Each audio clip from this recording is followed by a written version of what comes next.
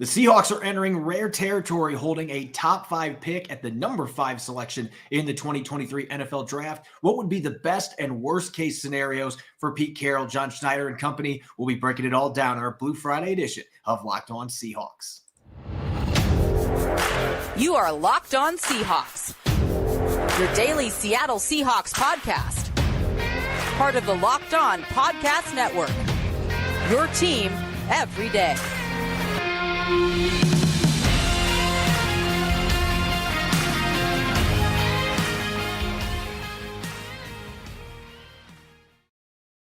Greetings, 12. This is Corbin Smith, host of the Locked On Seahawks podcast, your daily Seahawks podcast, part of the Locked On Podcast Network, your team every day. Glad to be joined on our Blue Friday episode by my co-hosts, Nick Lee and Dallas Cooper. Special thanks to all the 12s, as always, for making Locked On Seahawks your first listen 5 days a week.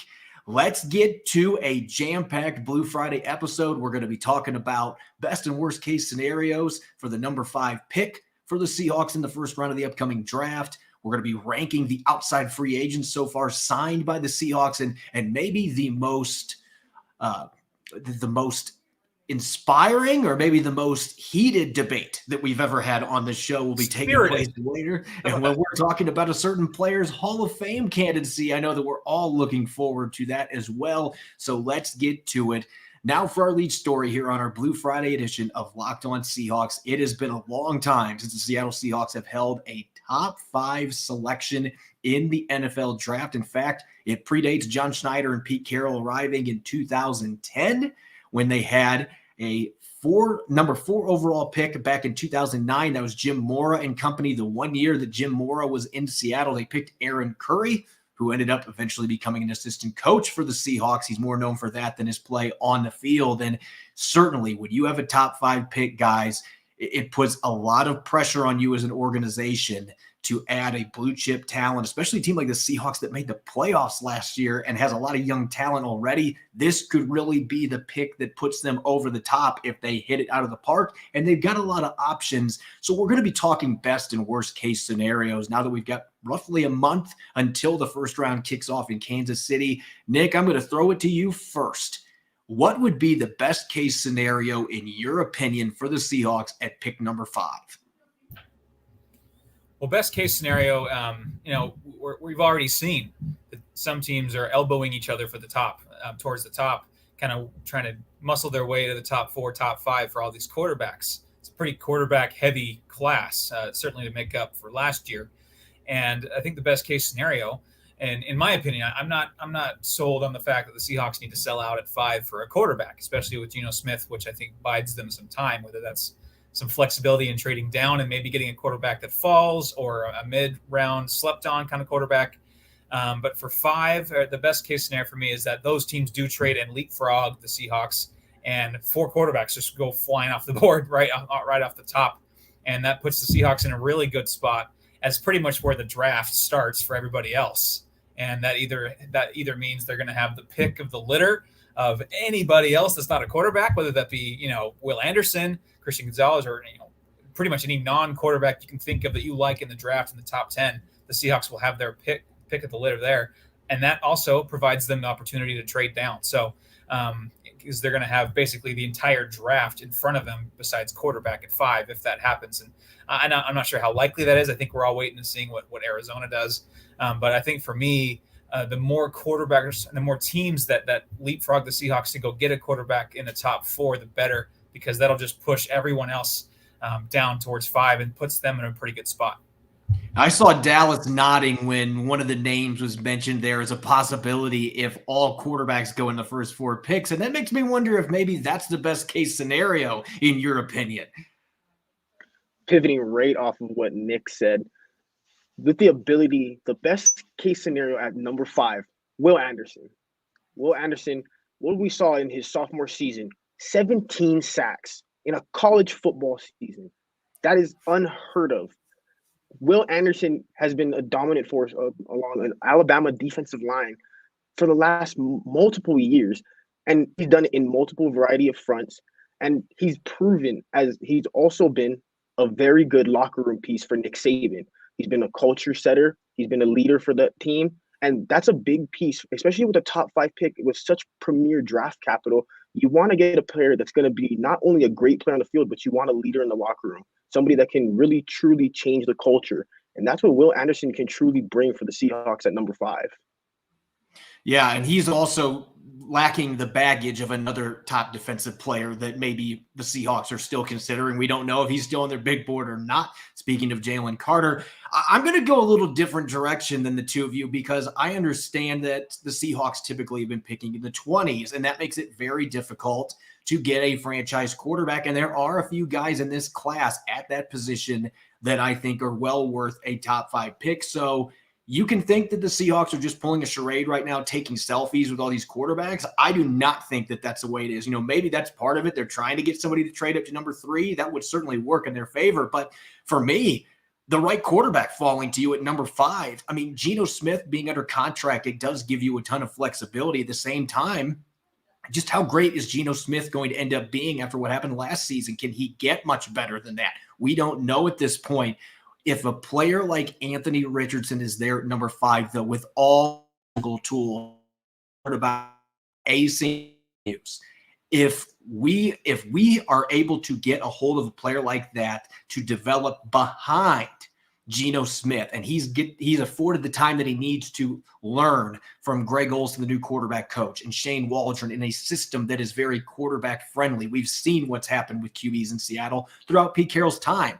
He's not the quarterback whisperer, but he's got a system that really works for quarterbacks. And so if Anthony Richardson's there, somehow CJ Stroud or Bryce Young, I don't see them falling to 5, but we've seen crazier things happen in the NFL draft. If one of those two falls, that is an ideal scenario for the Seahawks because you either can pick that guy or now you can hold an auction with teams moving up to get a quarterback. And so I think that would be the ideal scenario for the Seahawks. Now let's go to the other end of the coin, Nick, real quick. What would be the worst case scenario for you at number 5 for the Seahawks when it seems like there aren't many bad things that could happen? What would be that nightmare scenario for you?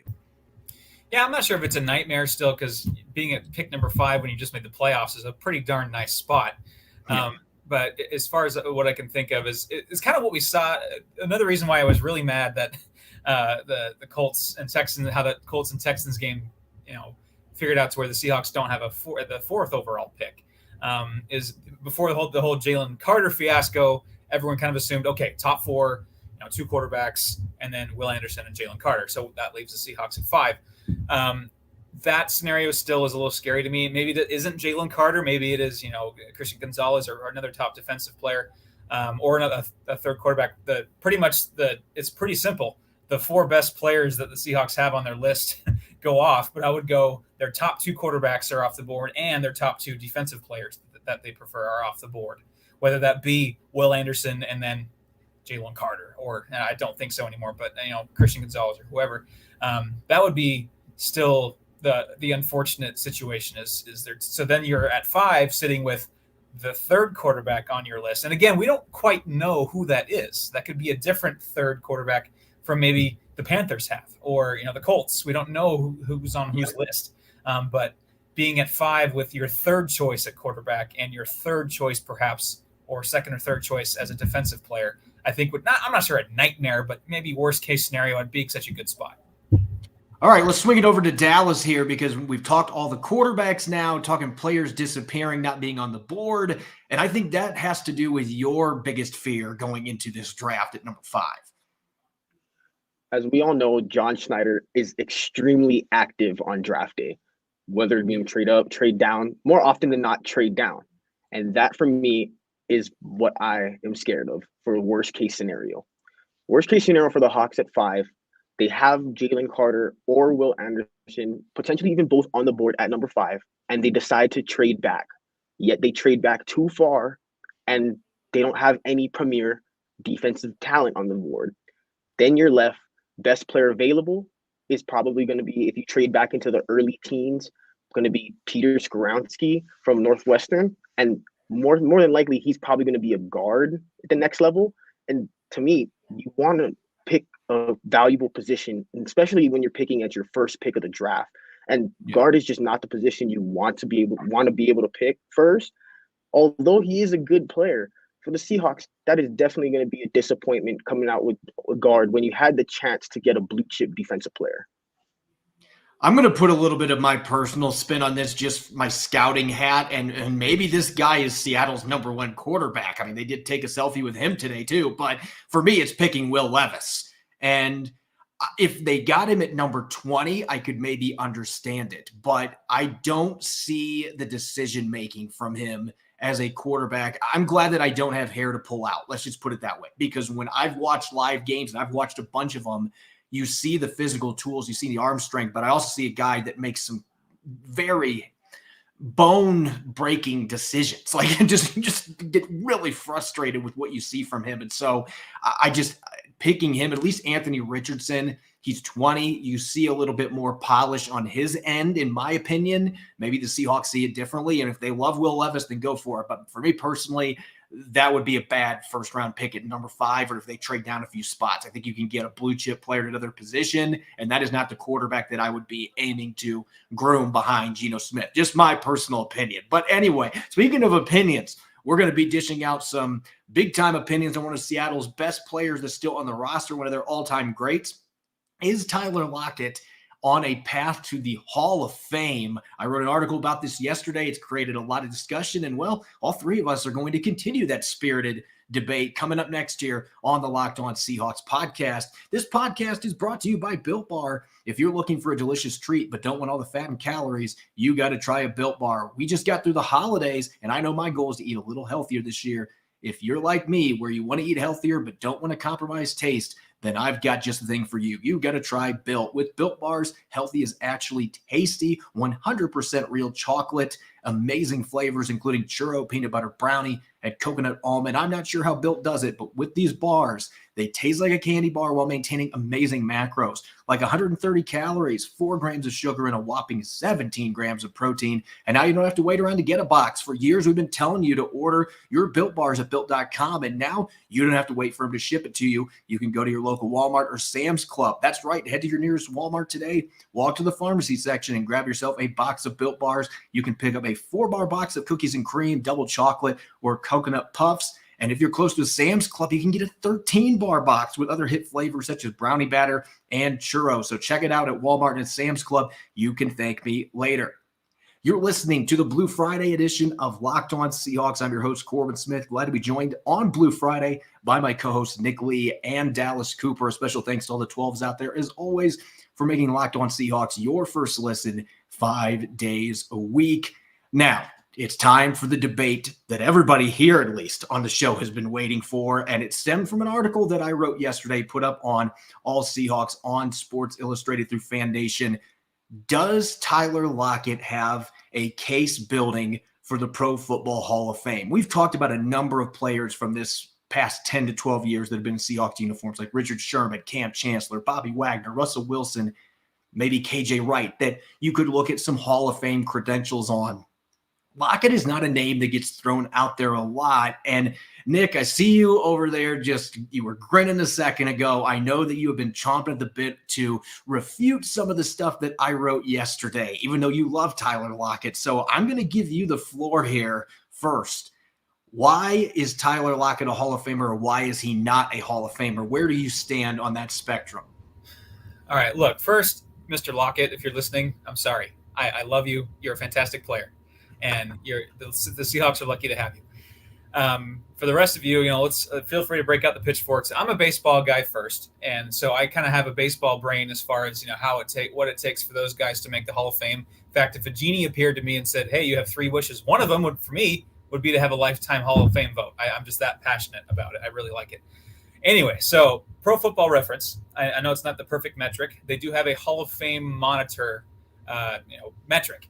And in their own words, it says it estimates a player's chances of making the Pro Football Hall of Fame using approximate value, Pro Bowls, All Pros, championships, and a very key one, various stat milestones. That is the metric. And Pro Football Reference has the average Hall of Fame wide receiver score at 104. For context, Jerry Rice is 312, triple the average Hall of Fame receiver.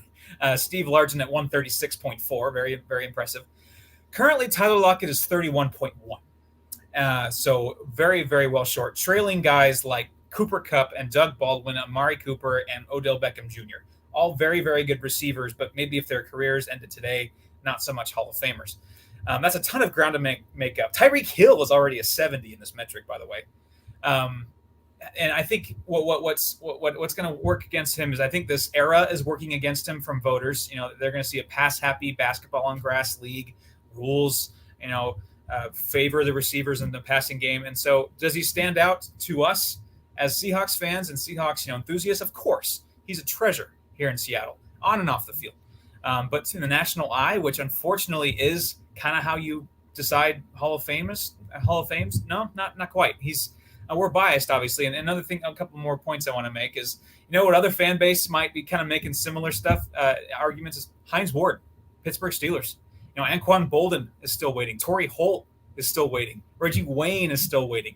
Is Tyler Lockett up with those guys? I don't know. And I'm a big sports reference page guy. I love looking at baseball reference, Barry Bonds or Tom Brady, a pro footballer, or Michael Jordan, just seeing all the accolades and the bold numbers, italics and highlights. Just fun to watch that kind of stuff. Tyler Lockett's pro football reference page is pretty barren. And I know that's kind of harsh to say, but he doesn't quite have that gravitas. And I actually also saw that, to the best of my research, no receiver that is in the Hall of Fame with less than 3 Pro Bowl appearances. And he has 0 as a wide receiver. So that's problematic. I understand accolades are not everything. We know he's underrated, criminally underrated. But accolades are not everything, but they're also not nothing. And so no Hall of Fame receiver has had no less than 3 Pro Bowl appearances. Not saying it's impossible, but a guy like Joey Galloway, who had 6 straight 1,000-yard seasons, never made a Pro Bowl. Not a Hall of Famer. In fact, has the most receiving yards of any receiver that isn't a Pro Bowler. Now, the lowest reception amount for any Hall of Fame receiver since 1990 is Calvin Johnson, 731. Tyler Lockett's at 533. Lowest receiving yards for a receiver since 1990 in the Hall of Fame is Calvin Johnson, 11,619. Lockett is at 7,100, so he'd need to average about 1,100 yards for 4 more seasons to reach Calvin Johnson's number. So I'm going to try to wrap it up and keep it short, but for me, it's the accolades plus the stat milestones, leading the league or top 5 in league and categories like that. He just doesn't quite have that resume of overall milestones and overall accolades, fair or not, to make the Hall of Fame. Okay, baseball boy, it's time for me to take a football spin with this because they call the NFL not for long league. And I always consider that when I'm looking at Hall of Fame candidacies, because think about some of the guys that are in the Hall of Fame that didn't play very long. Now, Tyler Lockett, that's not the case there. He had 1 significant injury and he came back from it. He's been very durable, came back from the hand injury last year after surgery, literally 1 week later. I mean, the guy checks off all the boxes in terms of durability and toughness, but I like to look at consistent greatness, consistent excellence when I am looking at Hall of Fame caliber players. And while you make some very good points, and I pointed out a lot of those stats that you just discussed, talking about why people are going to be saying, there's no way Tyler Lockett's a Hall of Famer. But I think there was a lot of ammunition here if you look past those milestones that you typically look for when you're talking baseball Hall of Famers. And the first thing that jumps out to me is just context from the last 4 years with Tyler Lockett. We're talking about a player in the last 4 seasons has had 70 or more catches, 1,000 or more yards, and 8 or more receiving touchdowns. That has happened with 8 players in NFL history. We mentioned Jerry Rice earlier, the greatest receiver, maybe the greatest football player ever. He did it 7 straight years. Marvin Harrison did it 8 straight years. Chris Carter 6. Terrell Owens 5. Antonio Brown, as much as I can't stand the guy, was an incredible football player. 6 straight years hitting those numbers. But Tyler Lockett is next on that rung there with 4 consecutive years, and he just narrowly missed hitting that value in his 2018 season as well. And so we're talking about a guy that has consistently been great. We're talking the best receivers in NFL history: Jerry Rice, Marvin Harrison, Chris Carter, Terrell Owens. I mean, we're talking elite talents. And Tyler Lockett is on this list with them, and he's only going to be 31 this season. He's got a chance to do this several more seasons in the NFL in Seattle's offense with Geno Smith. And just to put it in further perspective for our listeners, he's the only player in the last 4 years that has done this in the NFL every single season in the pass-happy era that we are in right now. You've got all these incredible receivers like Devontae Adams, Tyreek Hill. You've got a great tight end in Kelsey. None of these guys did it. Tyler Lockett is the only one that did it. So I think that by itself, that is a remarkable company that he is keeping right there. And if he can get to a 5th straight season, or even if he doesn't get it this year, but he does it the year after, I mean, we're talking really elite company for Tyler Lockett. And I have a few more things I'm going to throw at you, because to me, these 3-4 year stretches in the NFL are more valuable than we're talking baseball when guys have 15 plus year careers consistently. Football is a different story with how physical and how grueling the sport is. But for me, 2 other things. Tyler Lockett's the only player in the NFL the last 5 years with at least 8 receiving touchdowns. No other player has done that in today's pass-happy era. That's another statistic that really jumps out, and this is the one that I think really matters the most. All-time NFL players with at least 500 receptions, 7,000 receiving yards, 50 receiving touchdowns, 2 kick return touchdowns, and a punt return touchdown in a career. 3 dudes have done it. Steve Smith is going to be a Hall of Famer. He was a fantastic player.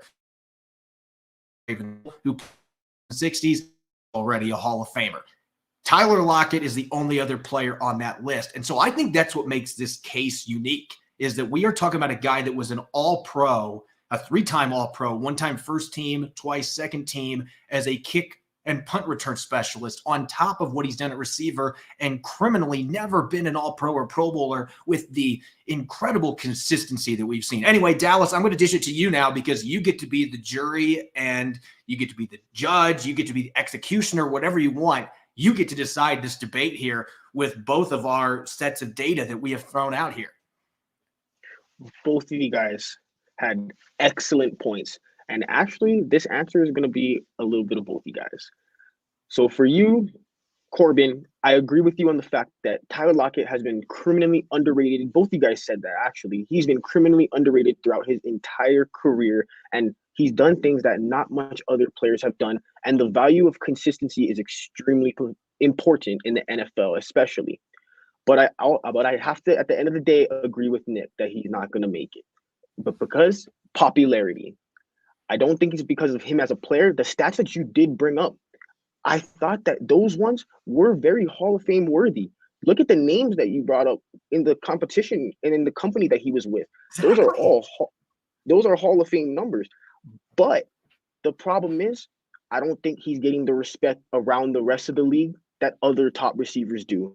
And I think that has a lot to do with when he first came into the league, he was under Doug Baldwin.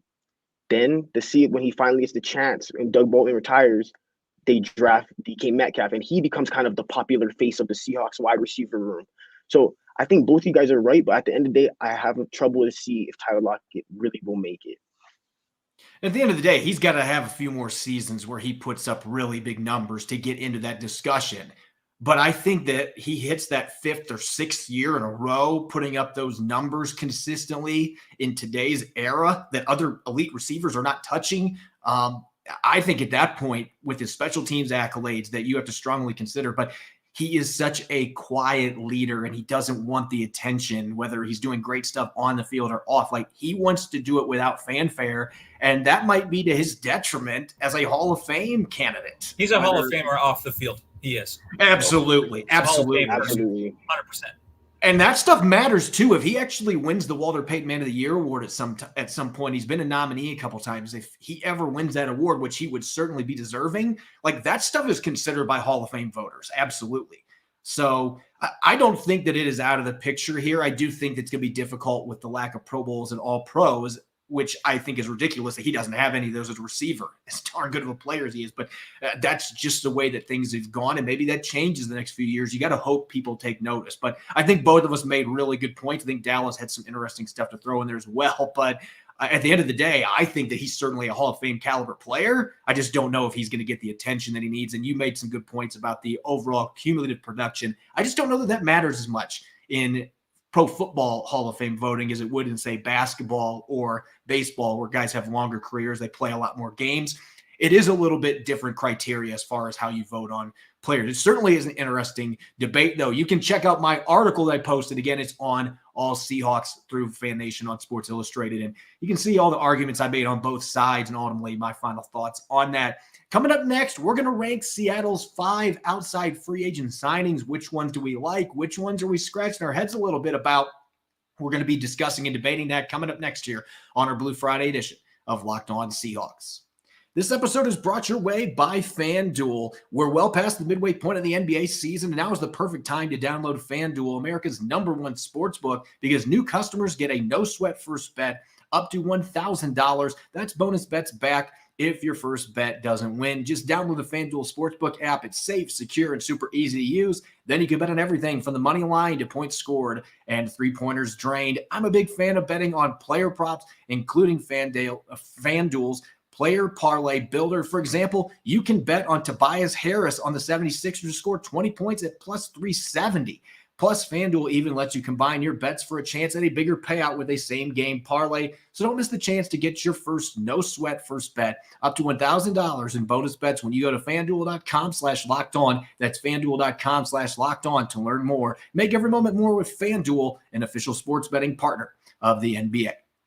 You're listening to the Blue Friday edition of Locked On Seahawks, your daily Seahawks podcast, part of the Locked On Podcast Network, your team every day. I'm your host, Corbin Smith. Glad to be joined for our Blue Friday episode by my co-host tandem here, Nick Lee and Dallas Cooper. A special thanks to all the 12s out there, whether you're listening over in Argentina or you're listening in nearby Redmond. We greatly appreciate all of our listeners making Locked On Seahawks your first listen 5 days a week. And for your second listen, make sure to check out the Locked On NFL Scouting podcast with the Draft Dudes. From free agency to the draft, salary cap management, and more. Join NFL experts Kyle Krabs and Joe Marino as they take you through what it's like to build a successful NFL franchise every Monday through Friday. Find Locked On NFL Scouting with the Draft Dudes wherever you get your podcasts and on YouTube. Part of the Locked On Podcast Network, your team every day. All right, gentlemen, we are now almost done with 2 full weeks of free agency. Things have gotten a lot quieter this week because, quite frankly, teams have ran out of money. This happens every year after the first week or so, and then teams have to start figuring out who do we cut, who do we extend so that we actually have some money to buy some more players. But we are now 2 weeks in. The Seahawks have signed 5 outside free agents, including a splash signing. So let's rank those players now that we've had a chance to look at the signings, where they fit into Seattle's plans next season and beyond. Nick, I'm going to dish you the mic here first. How would you rank Seattle's 5 outside free agents and why? I always like to start these from worst to best and then on a good note. For number 5, or as far as the worst, or the going from worst to best as far as free agents, and I don't think any of these are like horrible idiot moves or anything like that, but I will be honest, your film breakdown, Corbin, on Twitter of one Devin Bush did not instill a lot of confidence in me in his run instincts. They are not great, Bob. So for me, it's Devin Bush. He's his last 2 years, his run defensive grade this year was 56.4 on Pro Football Focus. 2021 was 27.2. So really, really bad. And I said before, there's a certain linebacker who just left by the name of Cody Barton, who's had a better Pro Football Focus grade the last 2 years than Devin Bush. So he's very much a reclamation project over an upgrade or a replacement at linebacker. Well, it's definitely a wait and see. From that, Jaron Reed, I like the homecoming story. That's always great. I'm not saying this is a bad signing. The interior defensive line really, really needed a ton of depth, and I think Jaron Reed, he knows the system kind of a little bit, at least some of the personnel and coaches. I think that's a general positive. He does have a ton of pass rushing tools from the interior. Number 3, Evan Brown. I don't love him at center. I like him, but I don't love him. I do. He's going to be probably better than Austin Blythe was last year. He might be their best center since Justin Britt, which isn't saying a ton, but I think he might. And I do hope the Seahawks still look in the draft for a center if they can upgrade there. But I do like him. And number 2, Julian Love. I love the versatility that he brings, either at nickelback or big safety or something like that. He just instantly makes the secondary that much deeper. Perhaps the deepest. No, not perhaps. It is the deepest unit on defense right now. Maybe one of the deeper units on the whole team, thanks to that. And number one, Draymond Jones. I'm not sure there's a ton of debate there. I've been banging the drum all offseason for interior defensive line upgrades. And not only that, they cleaned house and totally pretty much started from scratch. And you could do a lot worse than starting with Draymond Jones, 5+ sacks consistently from the interior line, tied for 11th last year and pressures last year from an interior defensive lineman. So I'm going to go with him as my best signing. Yeah, I think that's probably the popular pick. If you polled fans with this question, I think Draymond Jones would probably be a resounding majority of the picks at number one. Dallas, let's swing it over to you now. You get to play the ranking game, and you could go best to worst, or you could do what Nick did and go worst to best, whatever floats your boat. I'm going to do what Nick did. I'm going to go worst to best because that actually sounded pretty interesting. But I have an actual different signing. I'm going to start this off with the worst signing. And again, like Nick said, I wouldn't say this is a horrible signing by any stretch. This is just the worst signing of the period of so far in free agency. For me, I would have Jaren Reed. And yes, as Nick said, love the homecoming story. But last year in Green Bay, he looked checked out. And there was at times where it didn't look like he was interested in being on the field. So Seahawks, I feel like that's their reclamation project as well as Devin Bush, who is next on my list. Devin Bush, again, former top 10 pick, has all the tools there. The injury zapped a little bit of the speed, but as Nick said, and as Corbin broke down in film on Twitter, run instincts sometimes aren't there. Yes, he's willing to throw his body into these guards, and that's what John Schneider talked about, but that does not mean that it works. Again, this is an undersized linebacker.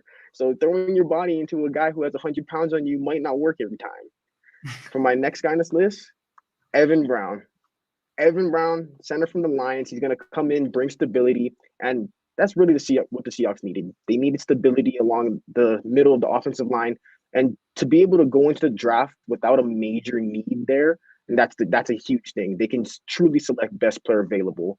And I'm going to go different. Number two, I got Draymond Jones. And overall, if you're looking at the best player, he's probably number one. But in terms of the signing, I loved Julian Love signing just a little more. The deal that Julian Love took was extremely team friendly. I did not think Julian Love would cost that little bit. On the free agency market, Julian Love, I was expecting at least 20 million. But he's coming to Seattle on a 2-year deal worth $12 million, brings in a pretty much similar skill set to Justin Coleman. And as a pass-happy league we're seeing today, you need a nickel defensive back. That's become a priority. That's no longer your third cornerback. That is a priority position nowadays. Yeah, you make some very good points there. My list is going to be a little bit different than both of you guys. And you know what? I'm going to do the same. I was thinking about being different and going from best to worst and finishing the show on a sour note, but I don't want to do that to our listeners. So at the back end, I'm going to go with Jaren Reed at number 5 myself as well. And it's based on what I've noticed. Now, I have to go back and watch more tape because I've mostly watched Devin Bush. I've only watched one game so far of Jaren Reed in Green Bay. I watched a game of him in Kansas City 2 years ago, too. I thought he was much more effective in Kansas City. And last year, it was just really up and down. When he was playing well, I thought he played really well. And Green Bay's defense seemed to feed off of that. If he wasn't playing well, then the Packers fell apart. Now, I'll give him a little bit of a break that it was hard to play well in Green Bay last year. There was a lot of drama, and I think there was a certain guy that was involved with a lot of that, and it's still going on. But I think that his play really declined last season. What the Seahawks have to be hoping is that he's going to be rejuvenated coming back to Seattle, working with some of his former coaches, and he's just going to want to be there. Because I agree with Dallas. I do think there were times on film, at least in the game I watched, it just looked like there were plays that he kind of checked out, and he got pushed around more than what he ever did in his first stint in Seattle. So I'm curious to see how that plays out. I'm hoping that he still got it, but last year's film, there were way too many plays where I was shaking my head a little bit, wondering, what is he doing? Or is he checked out? He didn't look like the same player in terms of physically holding up in the trenches. At number 4 on my list, this is going to surprise some people. I'm going to go with Evan Brown just because I think the Seahawks are still drafting a center early. I like Evan Brown a lot, but this was an insurance signing with the money that they gave him. I think he can be a long-term starting center. I like the player a lot, but I think Seattle's got some centers in this draft class that they might like a lot more. If John Michael Schmitz is there for them, Nick's favorite player. If there's a guy like, say, Wisconsin center, Tippmann is another one that I really like that you might get on day 2. If one of those players available, Seattle is going to take that player and they're going to hope he beats out Evan Brown. Now, Brown can play guard. That gives him some value, but I'm going with him at number 4 on my list. At number 3, the player I broke down today, the linebacker Devin Bush. The reason I've got him this high on the list is I feel like if Seattle, and those of you, if you've read the article today, you can kind of get a glimpse where I'm coming from on this. There are a lot of red flags, the injuries that he's had, the run issues. At the same time, this dude does not miss tackles. He's missed 3 tackles last year. The year before, didn't miss many tackles. When he gets his hands on a guy, he finishes. And it looks to me like there might be more of a mental thing going on with him now at this point than physical. This guy was a freak athlete coming out of Michigan, and there's a reason he was picked in the top 10. His rookie tape is really good, and you saw some flashes of it last year. His 2021 film was awful, but he was a year coming off that injury. I think this past season you got to see some glimpses. He's 24 too. This guy is really young. So I feel like this might be a guy where that change of scenery thing actually applies, getting him around a super positive coach in Pete Carroll that believes in him, some of the other assistants they have. Now, you've got to get some other linebackers because you can't put all your eggs in this basket because of how he played the last couple of years. But if it works out, I think Devin Bush could be a long-term starter for you because the physical tools are there. I think most of it is mental for him, and I think he wanted to check out this Seattle. God, I think it's a great opportunity for him to jumpstart his career. At number 2, I'm going to go with Draymond Jones. I'm going to agree with Dallas on this because I'm considering value on this. And I think the money they gave him, that's what the market value was. This is a guy that's been consistent, 5.5 sacks or more each of the last 3 years. I think he can be even better in Seattle's system. He was frustrated by some things going on in Denver. He's only 26. I love this signing. But I got to go with Julian Love at number 1, agreeing with Dallas on this. Dallas, you and I agree on a lot on this particular one. It is the value and also the fact that you don't know if Jamal Adams is going to be Jamal Adams. I think that really pushes him to number 1 on my list.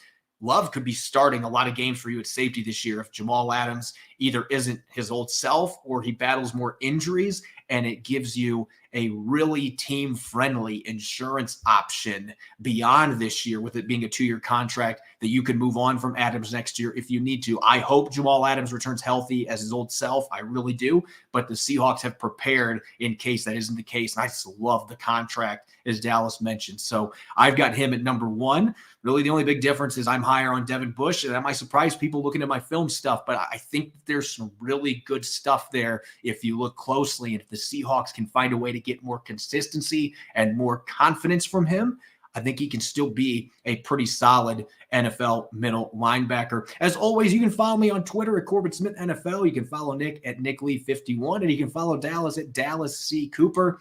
You can follow and subscribe Locked On Seahawks for free on YouTube and all major podcast platforms to make sure that you don't miss a single episode. When we come back on Monday, it'll be Mock Draft Monday, and Rob and I will be diving into some expert mock drafts as we come out of some of these pro days that happened this week and much more. Hope you'll be listening in. Enjoy the rest of your Friday. Go Hawks.